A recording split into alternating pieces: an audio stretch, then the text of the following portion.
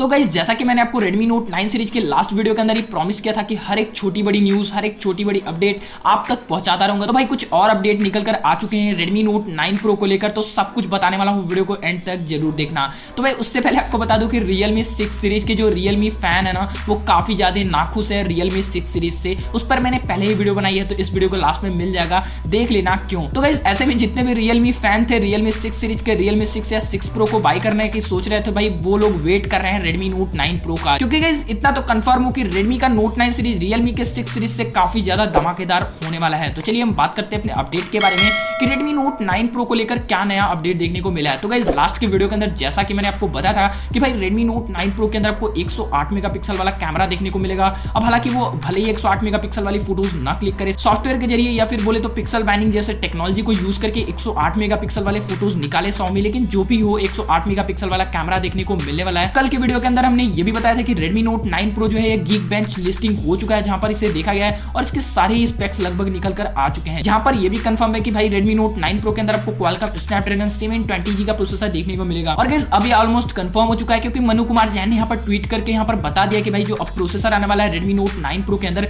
वो आपको एक गेमिंग प्रोसेसर देखने को मिलने वाला है, जो कि एक बहुत ही तगड़ा प्रोसेसर है 720G।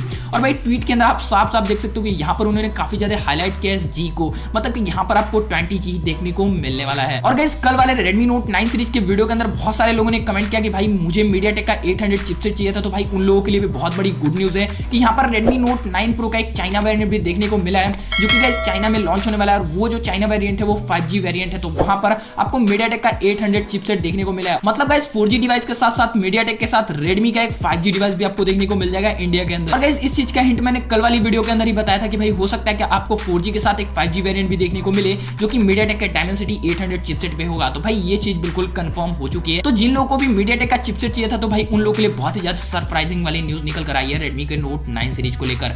साथ में दोस्तों यहाँ पर आपको Redmi Note 9 Pro के साथ फास्ट चार्जिंग का भी सपोर्ट मिलने वाला है, ऑफिशियली कंफर्म हो चुका है। बट गाइस ये कंफर्म नहीं हुआ कि यहाँ पर आपको 27 वाट का चार्ज मिलेगा या फिर आपको 33 वाट का फास्ट चार्जिंग का सपोर्ट देखने को मिलने वाला है। लेकिन गाइस फास्ट चार्जिंग का सपोर्ट ऑब्वियसली आपको देखने को मिलने वाला है। डिस्प्ले की बात करें तो Redmi Note 9 Pro के साथ आपको एक हायर रिफ्रेश रेट वाली डिस्प्ले देखने को मिलेगी, जो कि एक IPS LCD डिस्प्ले होने वाली है। और ये डिस्प्ले पंचोल कटआउट के साथ आने वाली है। और ये जो डिस्प्ले होगी नो डाउट यहाँ पर IPS LCD डिस्प्ले होने वाली है, बिकॉज गाइस यहाँ पर आपको ना हायर रिफ्रेश रेट वाला डिस्प्ले देखने को मिलेगा, मतलब 90 हर्ट्ज या फिर 120 हर्ट्ज तक के रिफ्रेश रेट का सपोर्ट मिल सकता है। तो ऐसे में AMOLED डिस्प्ले देना और भाई Realme को कंपीट भी करना है, तो यहाँ पर AMOLED डिस्प्ले देना नामुमकिन सा हो जाता है। तो गाइस यहाँ पर MCOR के IPS LCD डिस्प्ले देखने को मिलेगा। और साथ में दोस्तों यहाँ पर आपको साइड माउंटेड फिंगरप्रिंट सेंसर भी देखने को मिलता है। तो ओवरऑल सारे सेंसर्स आपको प्रोवाइड कराएगी Xiaomi से स्मार्टफोन के अंदर। और अगर हम बात करें Redmi Note 9 Pro के बिल्ड क्वालिटी के बारे में, तो कल के वीडियो के अंदर ही मैंने क्लियर कर दिया था कि मनु कुमार जैन ने बिल्कुल क्लियर कर दिया कि भाई यहाँ पर Redmi Note 9 Pro का जो बैक पैनल होने वाला है बिल्कुल आपको Redmi K20 के जैसा देखने को मिलेगा, बिल्कुल K20 से इंस्पायर होगा।